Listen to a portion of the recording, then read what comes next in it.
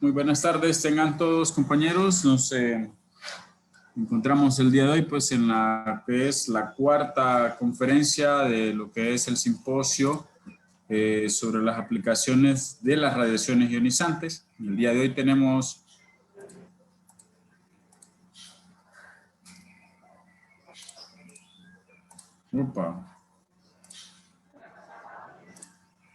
disculpen que estaba chequeando el Facebook y bueno, como les decía, tenemos lo que es la cuarta conferencia. En el caso del día de hoy contamos con el máster Edgar Calva Coraza. Él nos acompaña desde Querétaro, México. Él trabaja él es físico médico.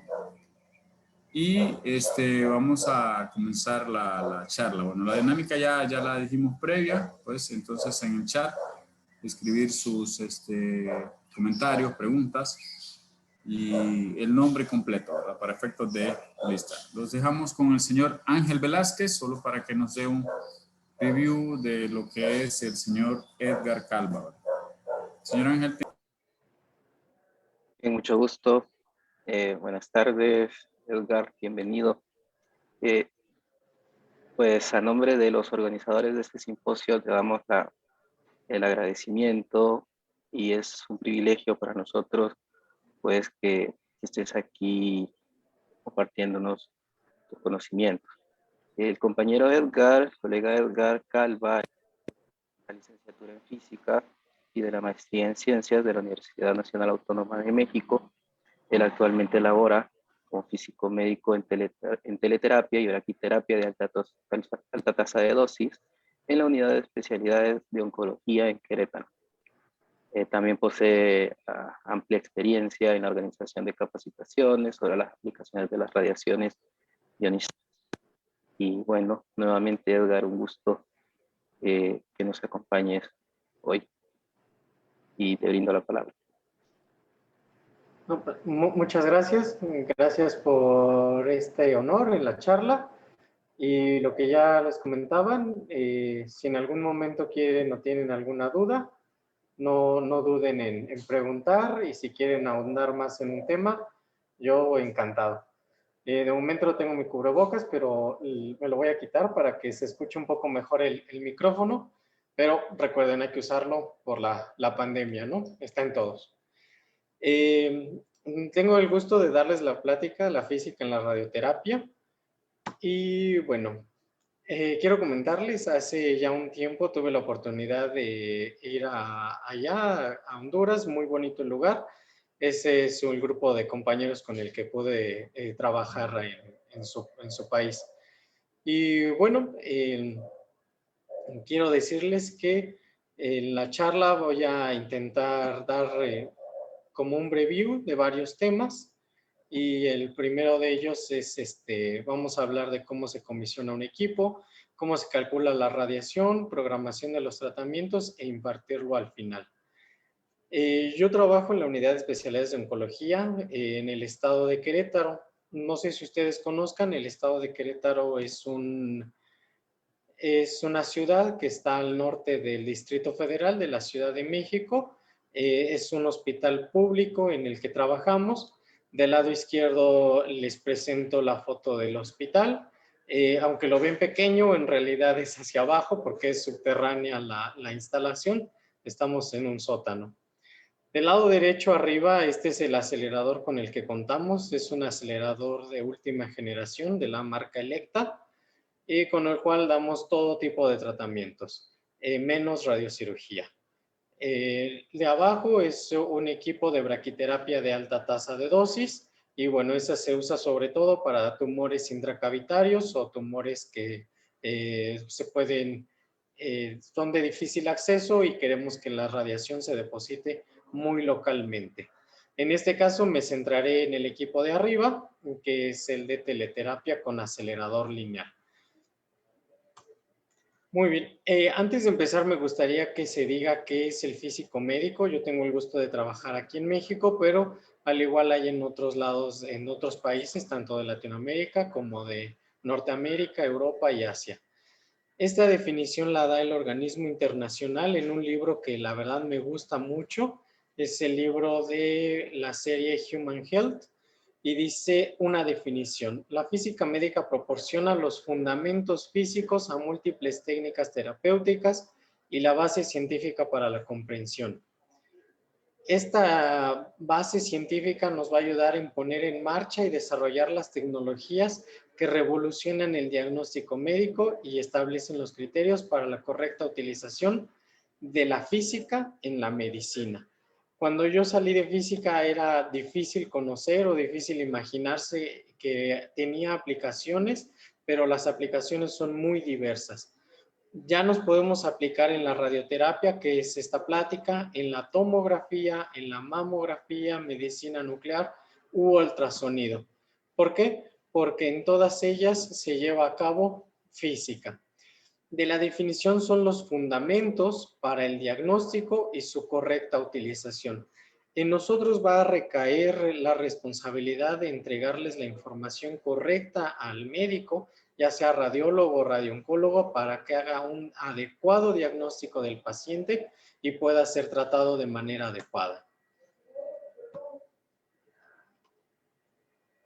En la radioterapia, el físico lo que podemos hacer es estos cálculos de radiación para tratar el cáncer, tumores. En la tomografía y en la resonancia magnética podemos realizar secuencias y cálculos matemáticos que van a mejorar en la reconstrucción de imágenes. En la mamografía podemos eliminar artefactos que luego son falsos negativos y con eso cuidar más a la población. Medicina nuclear es el manejo del material radiactivo e incluso en el ultrasonido podemos dar imágenes a profundidad, mejorar los transductores, es decir, una ingeniería más en sistemas. Ahora, el físico médico en la clínica. ¿Qué hace el físico médico? Tenemos varias. Aquí en México nosotros hacemos docencia hospitalaria, tanto para médicos, físicos médicos, tecnólogos, enfermeras y otros miembros del personal. También desarrollamos investigación y desarrollo. Trabajamos con las casas comerciales para implementar nueva tecnología y contribuir a la mejora de ella. Hacemos aspectos gerenciales del hospital, pues también tenemos controles administrativos dentro de las unidades. Así, estos profesionales especializados cumplen en el medio funciones asistenciales, docentes, de investigación y administrativas. Entonces, tenemos un gran campo de trabajo en el cual podemos desarrollarnos. Ahora, ¿qué es el cáncer? La radioterapia la vamos a utilizar para eliminar el cáncer. Hay muchas definiciones en la literatura, pero ahorita quisiera que nos quedáramos con una definición muy concreta. El cáncer en realidad son las células que se están reproduciendo y por algún daño, alguna extraña razón, estas no siguen la fase o el ciclo celular correcto, que es la fase G, fase S y la mitosis, donde se duplican. Llegará a la otra fase, que es la apoptosis, en donde muere la célula.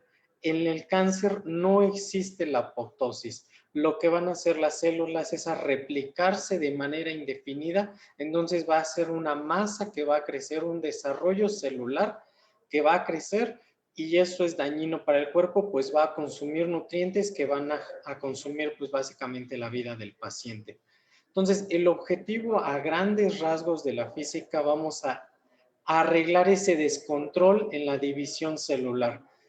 ¿Cómo vamos a arreglar ese control? Eliminando a las células tumorales. Hay diversas técnicas. Una técnica puede ser la quirúrgica, extraer al paciente y quitarle esas células.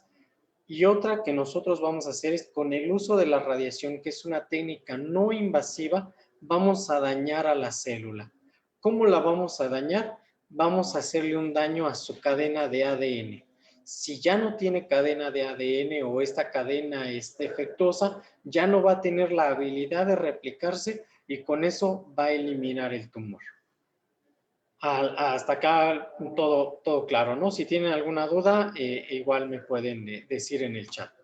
Entonces, ¿cuál es el objetivo? Con la radiación lo que vamos a hacer es que incidan los rayos o los fotones sobre las células, con las cuales vamos a querer dañar la cadena de ADN para que se liberen sus bases nitrogenadas, ya sea la timina, guanina, adenina, citosina, y con ellas ya no se permita la replicación celular y pueda ser eliminado el cáncer.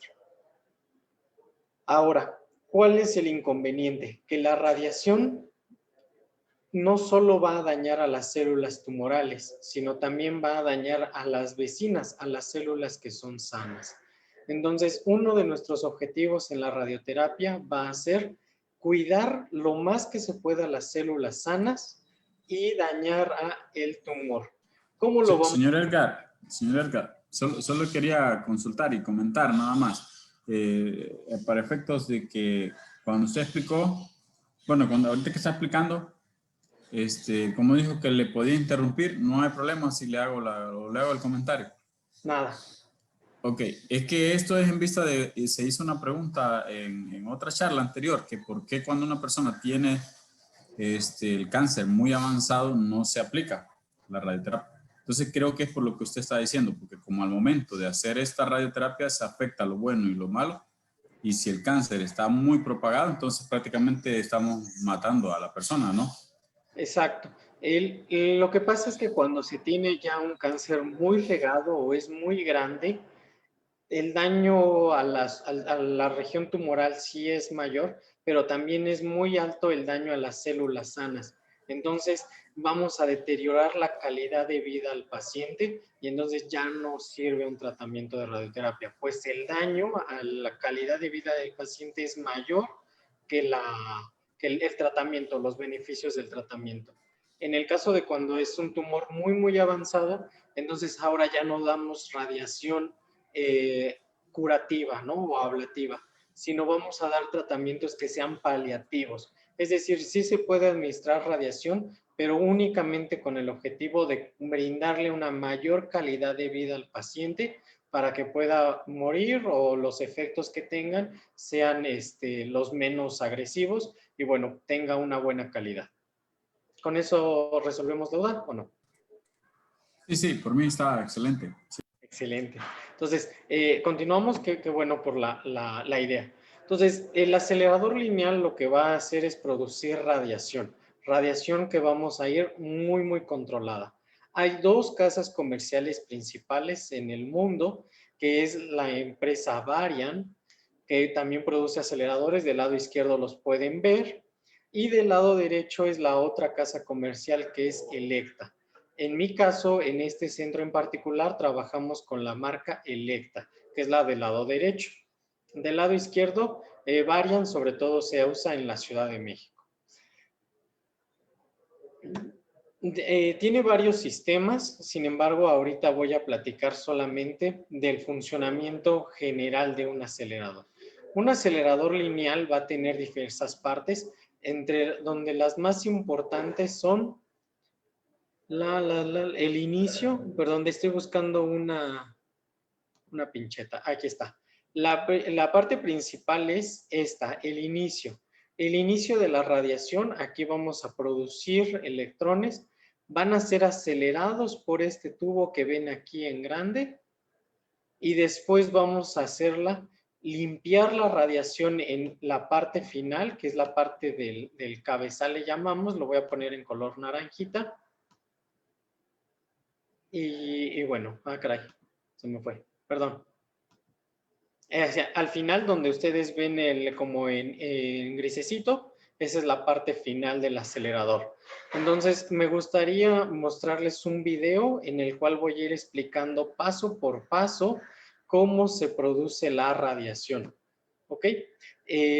No sean malos, si me pueden decir si se ve correctamente el video. ¿Se ve bien? Sí, se ve bien, señor. Perfecto. Entonces, quise tomar este video porque, bueno, es de la casa comercial en la que nosotros tenemos el acelerador. Y básicamente la física es la misma para todos los equipos y es con palabras muy, muy intuitivas el cómo funciona. Siempre vamos a colocar al paciente en la camilla en una posición que esté cómoda y que se quede inmóvil. Es muy importante que no se mueva, pues durante el tratamiento la radiación se va a estar emitiendo y si se mueve el paciente le puede dar en otros sitios de donde no queremos. Entonces, el acelerador lineal va... Ah, caray. No sé qué pasó, se quitó el video.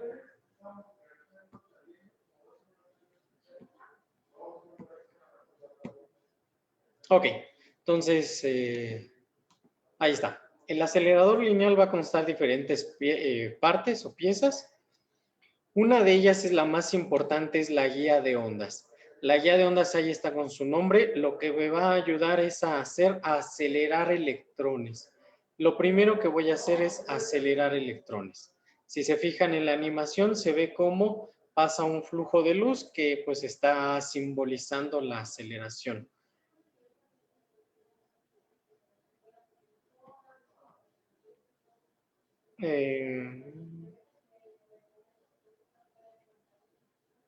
Muy bien.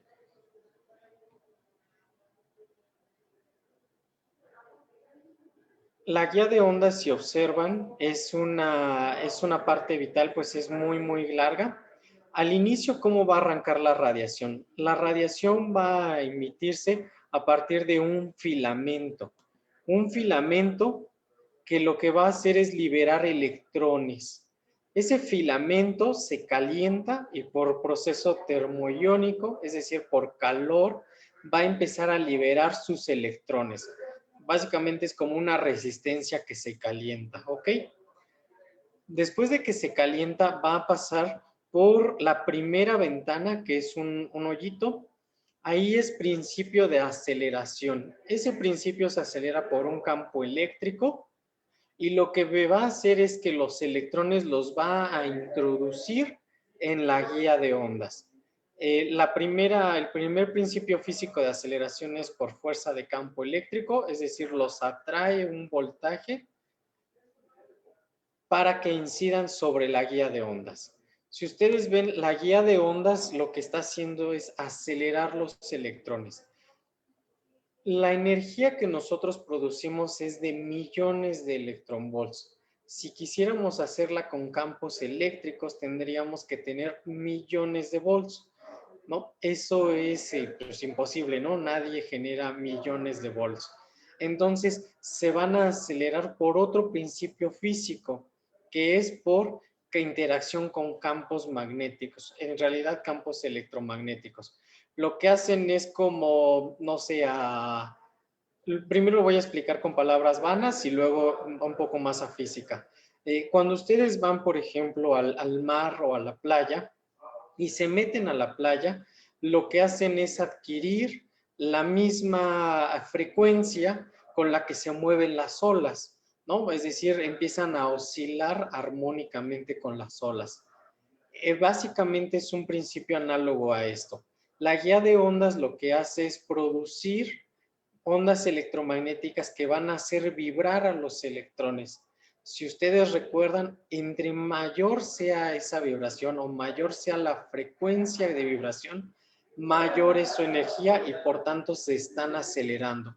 Entonces, este no es un principio de aceleración por campo eléctrico, es un principio de aceleración por campo electromagnético. Es decir, queremos que el electrón entre en frecuencia o entre concordancia con la frecuencia de la guía de ondas. Entonces tenemos un chorro de electrones, que es un haz de electrones que se va a ir moviendo por la guía de ondas. La guía de ondas, si se fijan, tiene esa forma como un poco cóncava, que lo que va a hacer es ir acelerando a los electrones. Ahora, una vez que se están acelerando, puede que se desvíe el haz de radiación. ¿Por qué? Porque el inicio o el principio de inyección es una resistencia caliente. Entonces puede que ese haz se desenfoque. Para eso existen unos campos electroimanes, que estos electroimanes son cuadrupolos magnéticos que lo que hacen es que por fuerza de Lorentz van a centrar el haz de radiación y que vaya en línea recta. Muy bien. Ya que el haz de radiación va en línea recta, necesitamos limpiarlo. ¿Por qué? Porque al paciente le tenemos que entregar la radiación lo más limpia posible. Para limpiarlo vamos a hacer que se deflecte las... Si ustedes recuerdan la fórmula de Lorentz, que es fuerza igual a carga por velocidad y más fuerza es carga por velocidad, campo cruz con el campo magnético. Sí, exacto. Si yo coloco un campo magnético que deflecte el haz, va a seleccionar los electrones solamente que tienen una cierta velocidad. Entonces, este haz que estoy curveando, lo único que estoy haciendo es limpiarlo de velocidades o de electrones que no llevan la energía que yo quiero. En realidad es un limpiar el haz, ¿no? Es eliminar la radiación que o no se aceleró bien o venía con otra partícula, es decir, cualquier contaminación que se pueda tener. Después de que ya hice el haz de electrones, ya está totalmente limpio. Eso quiere decir que todos los electrones que incidan tienen una única energía, que es la energía que nosotros le vamos a pedir al equipo. Después vamos a hacer que incida sobre un material, un metal de alta densidad cuya función es convertir los electrones a fotones, a radiación. ¿Sale? Este efecto es por efecto de dispersión o radiación de frenado, es como vamos a producir los fotones. Entonces ahora el haz de electrones se convirtió en un haz de fotones por un metal de alta densidad. Ahora, esto que aparece con luz ya es un haz de fotones. Ahora, ¿cuál va a ser el objetivo? Limpiar ese haz de fotones. ¿Por qué? Porque sale igual, contaminado, sale en todas direcciones. Nuestro objetivo es limpiar un haz de radiación que sea de 40 por 40 centímetros. ¿Ok? Entonces, toda la tecnología y todo lo que va a ir en el cabezal van a ser únicamente para limpiar ese haz cuadrado de 40 por 40 centímetros. Ahora, si ya que se produzca la radiación ya es radiación rayos X, vamos a pasarlo por un filtro. Ese filtro se llama filtro aplanador. Lo que va a hacer es que la radiación que estaba saliendo en todas direcciones, que salía contaminada, la va a hacer un haz plano. Es decir, va a quitar como pico en el centro, que son radiación de alta energía, y me va a emitir un haz de radiación planito. Entonces, ya limpié el haz de radiación, tanto el de electrones con los cuadrupolos, como el de fotones con el filtro de aplanado, que es lo que les digo. Ahora el objetivo es medir cuánta radiación va a salir del equipo y para eso uso 2 cámaras de ionización que están seleccionados con 1 y 2. Y eso es como un control de cuánto está emitiendo el equipo. ¿Hasta aquí alguna duda que haya de cómo se emite la radiación? Así veo, sí veo un chat. Dice, buenas tardes, tengo una consulta. ¿Cuál es la diferencia entre este tipo de radiación y partículas alfa para el tratamiento contra el cáncer? ¿Uno es más efectivo que otro o bien dependen del tipo del cáncer? Exacto, dependen del tipo de cáncer. ¿Por qué? Porque acuérdese usted cuál es el alcance de las partículas alfa. El alcance de las partículas alfa es radiación de corto alcance. Es decir, podría tratar tumores o lesiones que estén en corto alcance, por ejemplo, superficiales, ¿sale? El haz de radiación, los fotones son de alta penetración, entonces me van a permitir tratar tumores que están a profundidad en el cuerpo. No sé si con eso quedó la duda. Ambas radiaciones son buenas, ¿sí? Con ambas podemos trabajar, pero hay que ver qué es lo que queremos. Los alfa son de corto alcance, entonces solamente puedo tratar algo que esté en la piel, en las capas superiores de la dermis. Otra manera igual de usar la radiación alfa es tomándola, por ejemplo, insertándola al cuerpo. Hay un radiofármaco que es, por ejemplo, el radón. Lo que haces es me lo tomo y ese radón junto con una molécula biológica se va a ir a un sitio de interés, sobre todo, por ejemplo, a los huesos. En el caso del cáncer de próstata, se va a los huesos, las metástasis, y entonces yo me tomo ese radionúclido y como es de corto alcance, solamente se va a alojar donde está el tumor y no daña nada que esté a la periferia. ¿Sale? Pero bueno, en este caso es fotones. Ya que medimos ambas, la radiación que se emitió del paciente, entonces ya estamos seguros que toda es limpia, que está controlada y que se está haciendo de manera adecuada. Hay 2 cámaras de ionización, pues siempre todo hay que verificarlo muchas veces, porque lamentablemente los errores en la medicina con la radiación no se pueden revertir, son irreparables, es decir, daño a los pacientes es totalmente irreparable. Ahora, ¿qué puede pasar? Puede pasar que con el deterioro del acelerador o del equipo, la radiación que se entregue ya no sea de una buena calidad, ¿ok?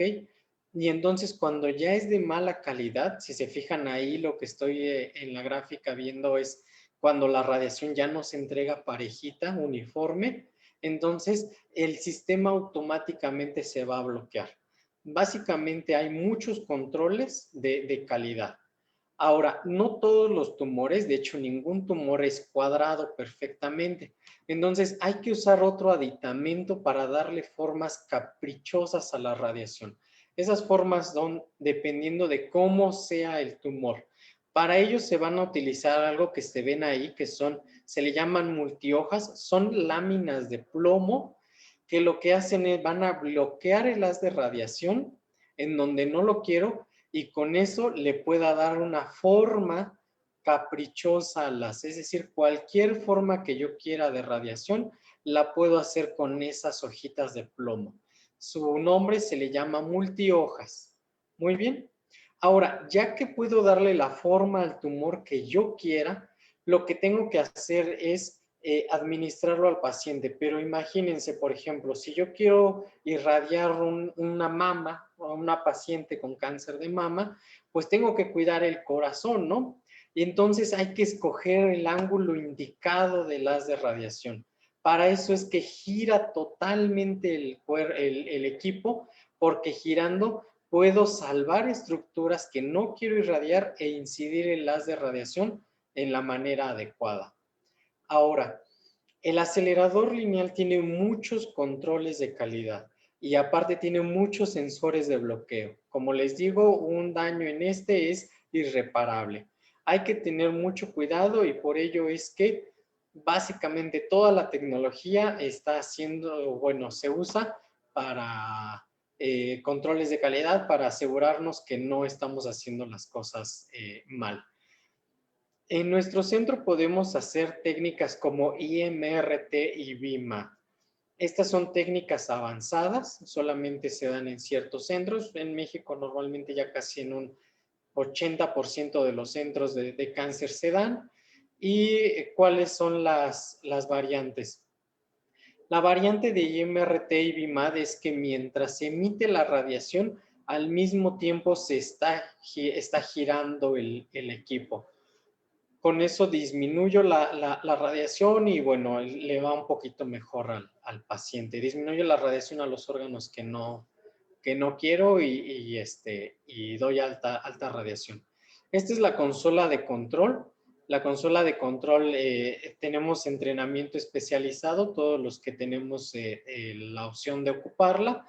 Y bueno, me gustaría que vieran los bracitos que están a las laterales. Esos bracitos son un sistema de tomografía que está incluido en el equipo y lo que va a hacer es tomarme imágenes en tiempo real que me van a garantizar la posición del paciente. Es decir, si yo hice un plan de tratamiento en un paciente, quiero que efectivamente la radiación se dé en el lugar correcto. Para eso existen los bracitos que están a las laterales, que es un sistema o es un tomógrafo integrado al equipo. Esta es la camilla tiene muchos sistemas de movimiento, con lo cual yo puedo mover al paciente y bueno, llegar al sitio adecuado. Tiene 45 centímetros de espacio, lo que nos permite pues tratar a casi toda la población, tanto de pesos ligeros como personas un poquito gordas. En México pues ya tenemos un problema de obesidad. Entonces, pues básicamente eso es como funciona un acelerador lineal. Tengo libertad de mover el equipo, de emitir radiación y de tomar imágenes en tiempo real. ¿Hasta ahí alguna duda de cómo funciona un acelerador lineal a grandes rasgos? Yo sé que no fue al 100% a detalle. ¿Ninguna? Perfecto. Muy bien. Entonces, si continuamos, ahora les quiero enseñar cómo se calibra un acelerador lineal. Por la historia, antes cada quien lo hacía como quería o como podía o como sabía o como Dios le daba a entender, ¿no? Entonces, el organismo internacional hizo un esfuerzo muy grande para unificar la manera de calibrarlo. Aquí hay un libro que está publicado por el organismo internacional que se llama Física, Física, ¿qué es? Dosimetría y Física de la Radiación, ¿no? En la medicina. Entonces, este es el libro que es Física de la Oncología o Radiación Oncológica. Lo pongo porque es de acceso libre, tiene diapositivas que me van a ayudar por si alguno de ustedes quiere ahondar más en el tema de cómo se calibra un acelerador lineal. Para calibrarlo vamos a usar esto que está del lado izquierdo, que es una tina con agua. Esta tina lo que va a tener es sistemas de movimiento.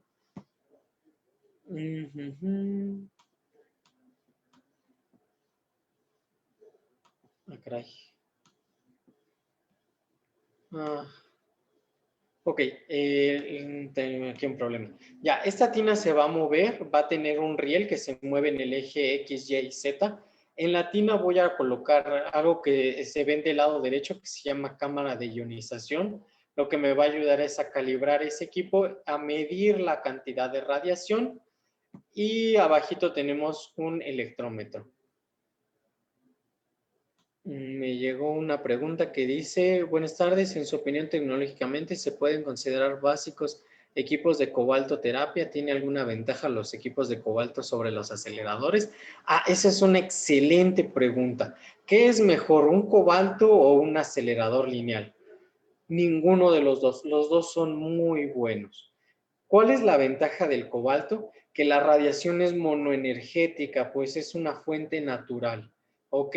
Entonces es muy bueno, ¿por qué? Porque el acelerador, como les dije, está lleno de impurezas, que lo que intentamos es limpiar la radiación lo más que se pueda, pero nunca es posible al 100%. En el caso del cobalto, la radiación siempre es limpia, entonces eso es muy bueno. Desventaja del cobalto, como su energía es baja, su energía efectiva es de 2.5 megaelectronvolts,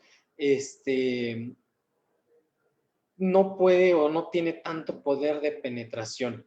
Tal vez a pacientes como ya con un volumen más grande, pues necesitaríamos mayor energía. ¿Ok? Entonces sería bueno un acelerador lineal. Ahora, la otra desventaja del cobalto es que de acuerdo a la actividad de la fuente es lo que va a tardar la radiación en entregarse. Si tú quieres dar mucha radiación muy rápido, por ejemplo, en un paciente que se mueva mucho o que su enfermedad sea complicada, por ejemplo, que esté en sedación, necesitas un acelerador porque hay que entregar la radiación muy rápido. El cobalto pues te va a tardar más tiempo de radiación de acuerdo a la intensidad de la fuente. No sé si con eso quedó la duda. Y después me preguntan, desde Facebook nos consultan. Buenas tardes, ¿cuál sería la diferencia entre los rayos X producidos por un LINAC y un equipo de rayos X de diagnóstico? Sí, no es cierto que el acelerador es mejor que el cobalto, no. Ambos equipos son muy buenos sabiéndolos ocupar, ¿ok? Obviamente, le digo, algunos tienen ventajas y desventajas, pero bueno, saberlo ocupar es lo importante. Ok, ahora, rapidísimo, la radiación de los rayos X y los de diagnóstico, la energía. Los rayos de diagnóstico, los rayos X de diagnóstico tienen una energía de kiloelectronvolts, ¿ok? Es decir, mil electronvolts. La energía del acelerador son de mega electronvolts, es decir, millones.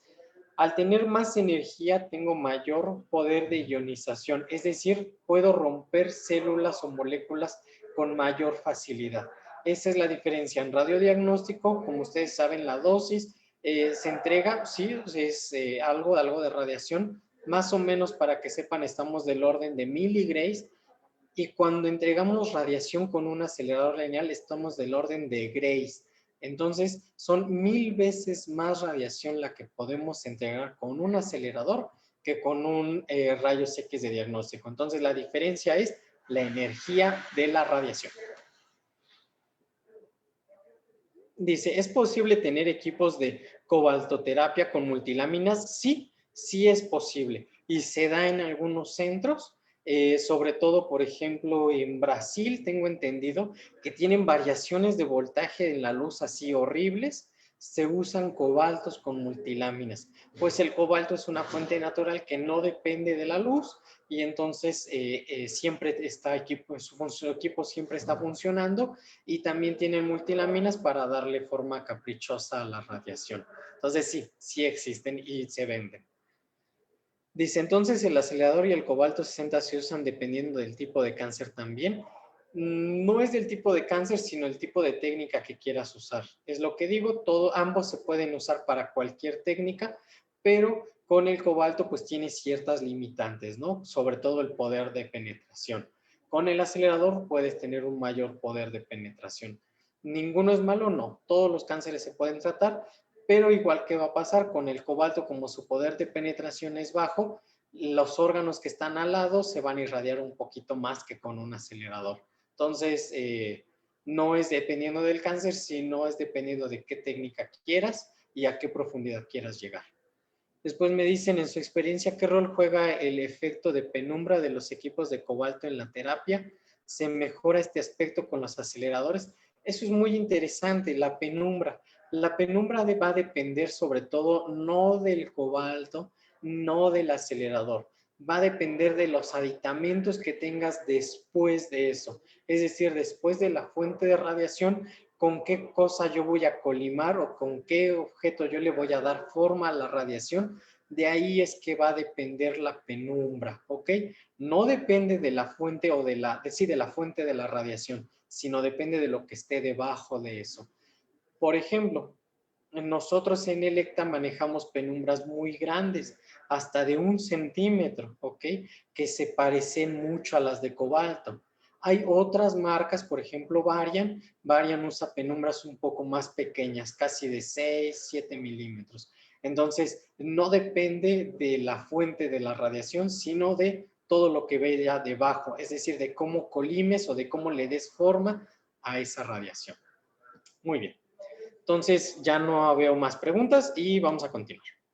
Entonces, con la cámara de ionización vamos a medir cuánta radiación se emite y esa pues la vamos a ver en un electrómetro. Un electrómetro tiene que ser muy sensible, pues vamos a medir unidades de nanocoulombs, es decir, a la -9.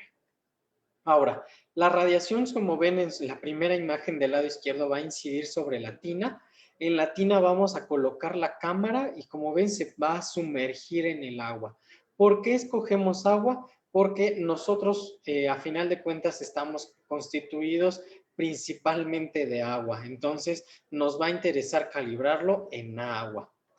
Ahora, en la imagen del lado derecho ven cómo la radiación va a penetrar y esos rayoncitos que ven ustedes a las afueras como si fueran las hojitas en el árbol, son electrones. Los electrones van a interactuar con la cámara de ionización, que la cámara de ionización es básicamente 2 placas de metal, una que es la cubierta exterior y una que es el vástago o un palo en el interior.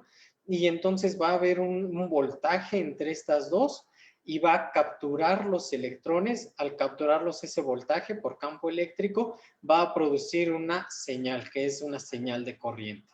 A grandes rasgos, ese es el principio de una cámara de ionización. Y ahora, ¿cómo vamos a ver el comportamiento? En la imagen, en la gráfica que está abajo del lado derecho, es la profundidad de la radiación con el agua.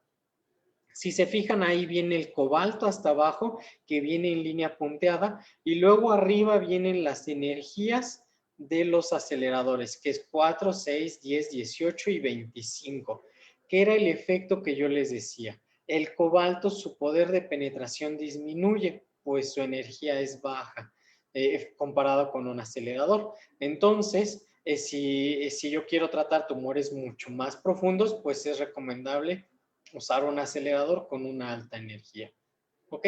Entonces, así es como la radiación va a ir cayendo, la intensidad de la radiación va a caer conforme penetra la cuba latina de agua, es decir, conforme baja la cámara de ionización, que es lo mismo que la radiación va a caer, la intensidad, conforme va penetrando en el paciente. Ahora, quisiera que les mostrara una planeación que hice aquí en Querétaro con nosotros, con las tres técnicas. La técnica conformal, aquí la está del lado izquierdo, son básicamente campos estáticos, campos donde nada más le doy una forma a la radiación y me da figuras geométricas, ¿ok? Es decir, la radiación se va a comportar como triángulos, cuadrados, rectángulos, lo que sea. Si fijan en la imagen, la radiación pasa rasante y entonces solamente se está irradiando una mama, que es lo correcto. La segunda técnica se llama IMRT. La técnica IMRT significa radioterapia de intensidad modulada. ¿Qué quiere decir? Que el equipo también lo voy a poner en ciertas posiciones, pero la radiación, en lugar de que se emita de manera continua, puede emitirse gradualmente, es decir, de momento chica, de momento grande, de momento poquita, de momento mucha radiación. Y en el tratamiento del BIMAT va a ser una combinación como de MRT, es decir, la radiación va a tener como fluctuaciones, a veces puede haber mucha, a veces poca, y al mismo tiempo va a girar el acelerador, ¿ok? Hay dos maneras de hacer BIMAD en el caso de la mama. La primera, o bueno, la de arriba, que dice ARA Avoid, esa es la técnica europea, así es como se irradia en Europa, 2 semiarcos, ajá. Y la técnica estadounidense, sobre todo, lo que hace es un arco completo. Se fijan, viene completito en las de radiación, es decir, el acelerador va a girar desde el punto A hasta el punto B. ¿Ok? Entonces, nosotros seguimos la guía americana, la guía estadounidense, y así son nuestros tratamientos. Este es un video de cómo va a comportarse el acelerador. Es decir, si ustedes fijan cómo va emitiendo la radiación y a la vez va a ir girando el equipo alrededor del paciente. Ese es un BIMAT, ¿ok? Este es un plan de tratamiento que hicimos aquí. Si se observan, lo rojo o el color rojo es el tumor, entonces hay que darle muchísima radiación. Se le dieron 66 grays. Se fijan, el color es parejito, es uniforme, y las zonas de baja radiación, por ejemplo 20 grays, intentamos que se le den a lo menos al menor tejido posible sano. Se fijan, la curva ni siquiera toca el corazón, que eso es muy bueno para evitar daño al corazón, y los pulmones, bueno, igual protegerlo lo más que se pueda. Obvio, se va a irradiar una parte de pulmón, pero es aceptable. ¿Ok? Bueno, en resumida cuenta, no solo las funciones del físico aquí en la clínica son planear los cálculos de tratamiento ni calibrar los equipos, también podemos hacer en la planeación, sobre todo en construcción de búnker, sabemos hacer los cálculos del blindaje para garantizar que la radiación no sale del equipo, cumpliendo igual todas las normas, tanto nacionales como internacionales, y también podemos hacer controles de calidad, es decir, verificar que lo que se está calculando en las computadoras efectivamente se está entregando en los equipos de radiación. Para eso es muy importante que también nosotros tenemos conocimientos en la protección y en la seguridad radiológica. En México nuestro órgano regulador tiene 2 cursos de protección radiológica, el básico y el avanzado, y bueno, todo el físico tiene que tener los cursos avanzados, con el cual puede ser encargado de seguridad radiológica. Pues en nosotros recae la seguridad no solo del paciente, sino también del personal, de nuestros compañeros e inclusive del público en general, es decir, personas que pueden pasar afuera del hospital. Si no se hace adecuadamente el trabajo del físico médico, bueno, tenemos varios accidentes. Esto puse 2 ejemplos que son publicados por el organismo internacional. Uno fue una sobreexposición en radioterapia en San José, Costa Rica, me parece.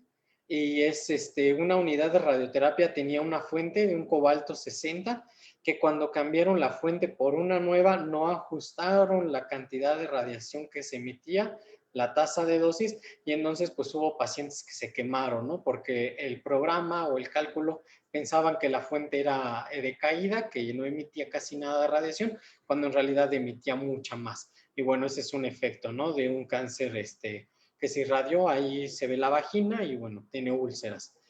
Y el siguiente fue un accidente en Panamá, que fue un errores al introducir datos en el sistema de planeación de tratamiento.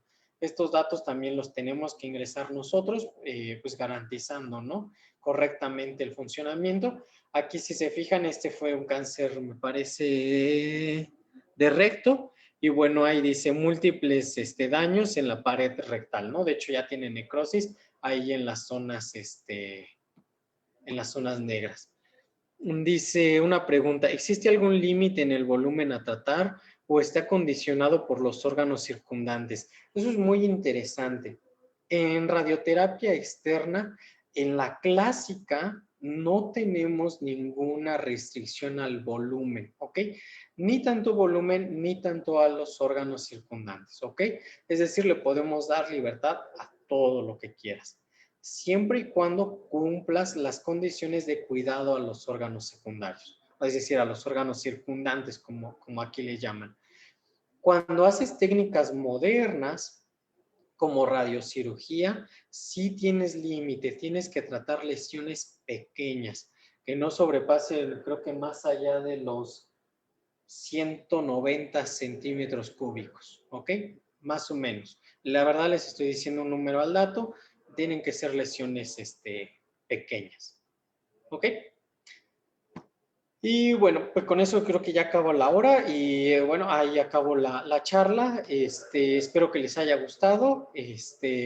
Dejo mi información de contacto. Yo trabajo en una institución pública. Es una ciudad que está al norte de la Ciudad de México y bueno, al ser institución pública tratamos pues bastantes pacientes y de todas las, con todas las técnicas y de todas las enfermedades que pueda haber. Y bueno, con eso terminaría la plática. No sé si tengan más dudas, con todo gusto.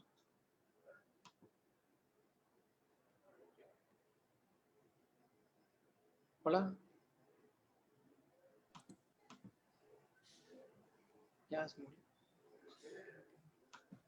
Compañeros, no sé, estamos en la etapa de comentarios. Pueden también hacer un comentario sobre sus experiencias o, en su efecto, alguna pregunta, alguna duda que ha quedado.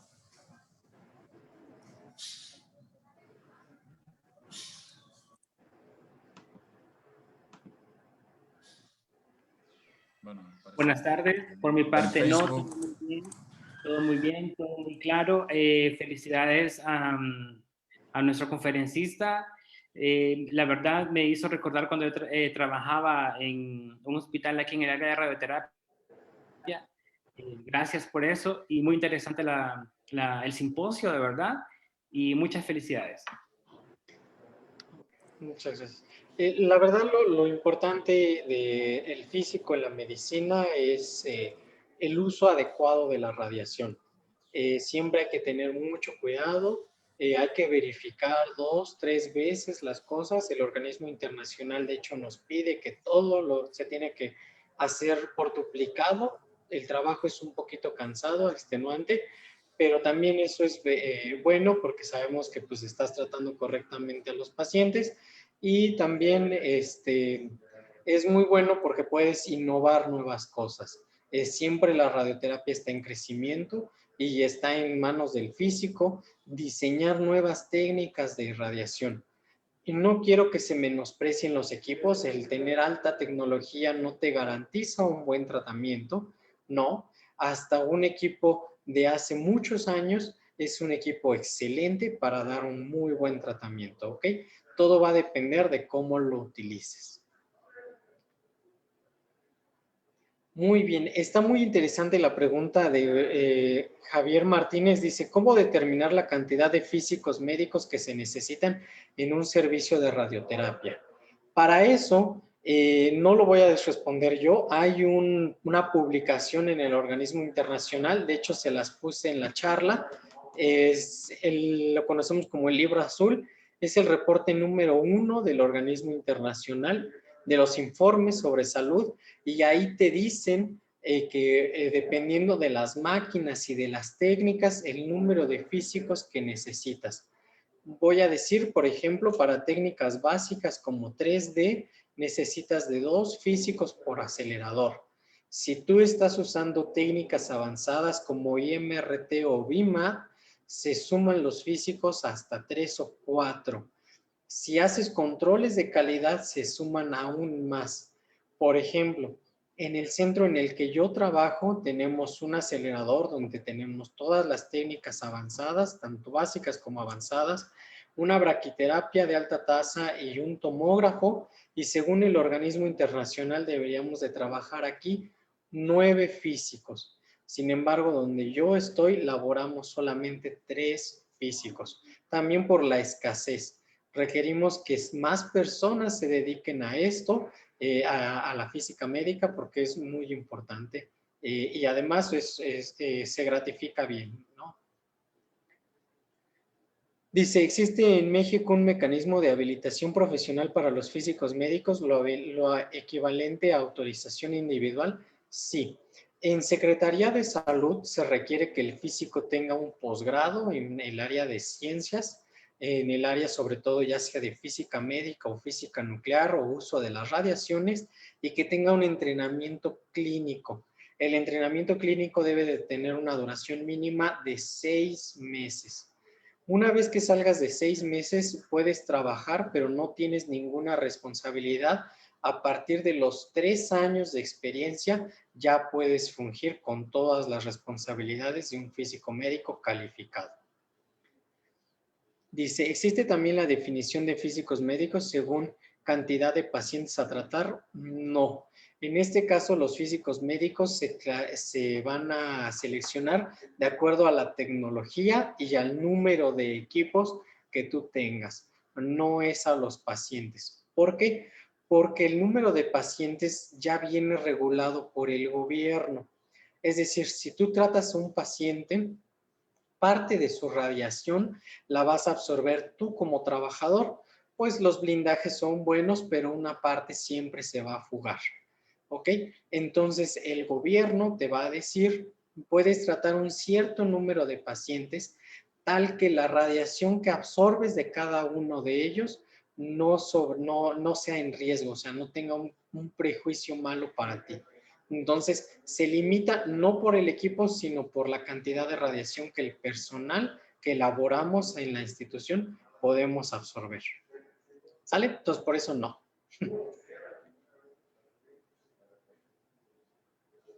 No sé si tengan alguna otra duda. Creo que hay dos. Ahorita se acaba de sumar una y tenemos otra al inicio. Se la voy a hacer la primera. Okay. Nos pregunta el señor Manuel Alejandro Sevilla, ¿cuáles son los requisitos para sacar los cursos de radioprotección en México? Ninguno. No te pide radioprotección, no te pide ninguno. Te piden que tengas al menos el nivel bachiller y el curso te lo deben de dar una institución que esté calificada, ¿ok? Esta institución, hay muchas en México que te pueden impartir los cursos. Normalmente las limitantes es el costo. Son un poco caros, más o menos el curso para encargado andará por ahí de unas 70,000 lempiras, recuerdo si no es la conversión, como 70,000 lempiras es lo que cuesta. Entonces no es tanto el requisito académico, es un poquito el dinero, es un poco caro. Ok, tenemos una pregunta más del señor Luis Reyes. En una clínica privada es muy alto el costo, dice, de un tratamiento con el acelerador. No solo en clínicas privadas, también en instituciones de gobierno es caro. Ahora es dependiendo quién va a pagar ese costo. En la institución privada lo costea el paciente. En el sector público lo paga el gobierno. En el público, un tratamiento con radioterapia rondará más o menos los 200,000 lempiras, más o menos. En una institución pública no se le cobra nada al paciente, pero el gobierno nos da el dinero para soportar la institución en funcionamiento. Más o menos por paciente el gobierno nos estará dando casi 1/3 de lo que costaría en el privado, ¿ok? Entonces, si 200,000 lempiras cuesta en un privado, a nosotros, no del gobierno, nos estaría pagando unas 66,000 lempiras, más o menos. Tenemos otra pregunta. El espectro del señor Marlon Mejía. ¿El espectro de emisión del INAC es monoenergético?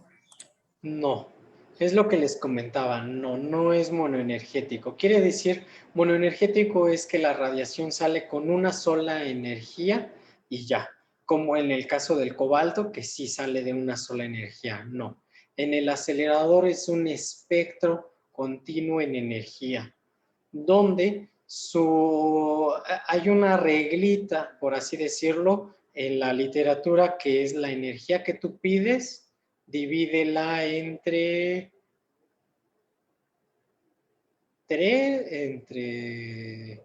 2.5 más o menos. Y eso te va a dar la energía efectiva más o menos. Es decir, si un acelerador tú dices que tiene 6 megaelectronvolts, no. En realidad es un espectro cuya energía efectiva rondará los 2 megaelectronvolts, 2.5. Entonces eso es un espectro. Es lo que les comentaba, es una limitante del acelerador, que no es monoenergético. Ahora, a lo mejor esta duda es interesante para los que no son del área. ¿Qué involucra que sea mono a que no, monoenergético? Que la radiación de baja energía lo que produce es solamente quemaduras en la piel, no da tratamiento. Entonces, si tú tienes unas que es puramente, o sea, que tiene solo una sola energía, llega perfectamente al tumor. Si tú tienes un acelerador que tiene muchas energías, parte de esas energías lo único que van a producir es quemaduras en la piel al paciente y parte sí se va al tumor. Esa es la idea, ¿ok?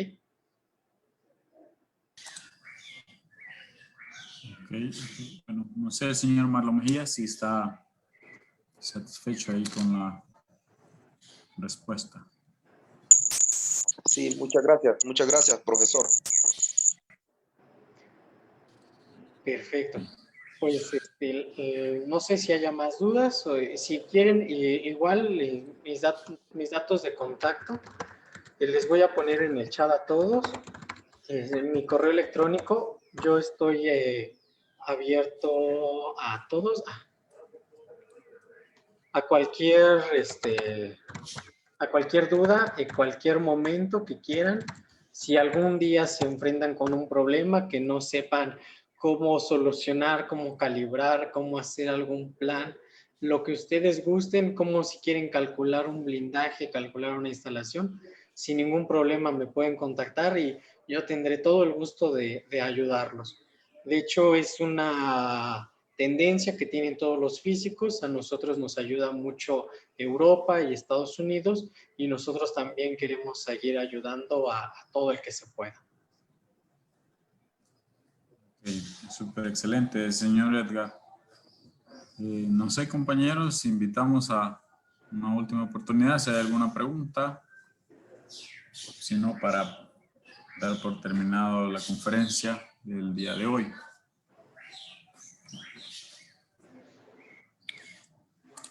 Ok, bueno, parece que no tenemos más participación. Y bueno, señor Edgar, pues por parte de la...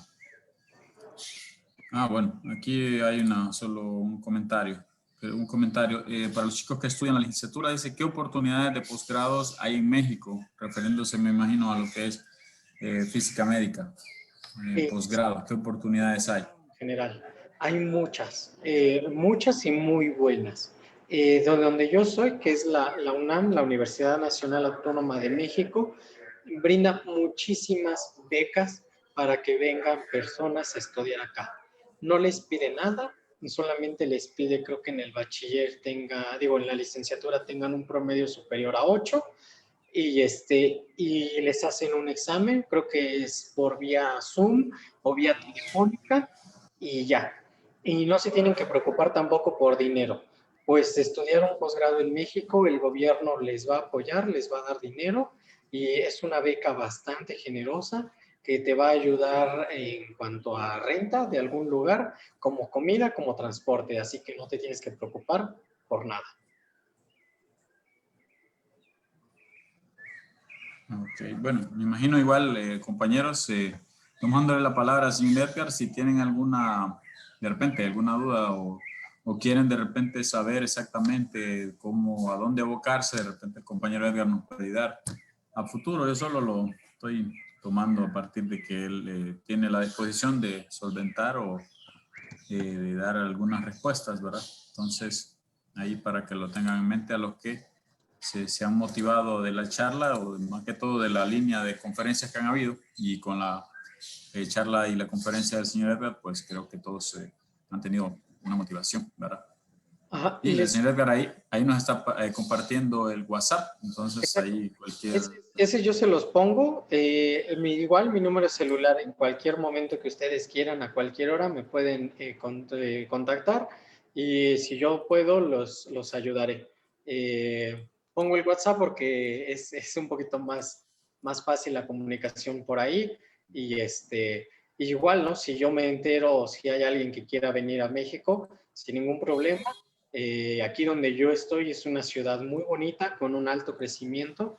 Tenemos un desarrollo económico muy alto, un poco superior a la Ciudad de México y también hay muchísimas becas y muchos lugares, sobre todo de trabajo y de educación. Bueno, si no hay, como decíamos, más comentarios, antes de dar por terminada la charla, pues le queremos agradecer enormemente al máster Edgar Calvas por la participación del día de hoy, ¿verdad? Y le queremos dar las gracias como parte de la universidad y como parte de toda la comunidad que hoy estamos aquí, las 40 personas que estuvimos, pues creo que nos ha motivado bastante y ahí estaremos pendientes de los que nos queramos ir a estudiar por allá. Y no, doblemente gracias, señor Edgar, muy provechosa la participación suya y muchas gracias por haber acudido a la invitación.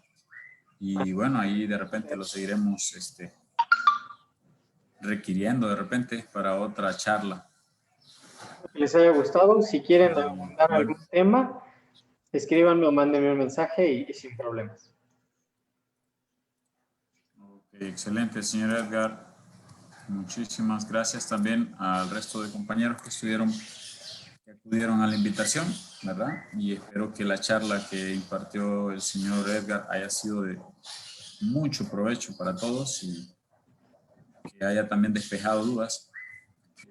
Antes de dar por terminado, ¿verdad?, la conferencia del día de hoy, solo quiero recordarles a los compañeros que nos han estado acompañando en esta línea de conferencias de lo que es el simposio, que el próximo viernes también tendremos la participación de la físico-médico Noemí Salas con un tema sobre lo que es cuidados y recomendaciones en braquiterapia, ¿verdad? Entonces, la línea de temas ahí sigue en cuanto a El señor Marlon levantó la mano. Adelante, señor Marlon, tiene la palabra.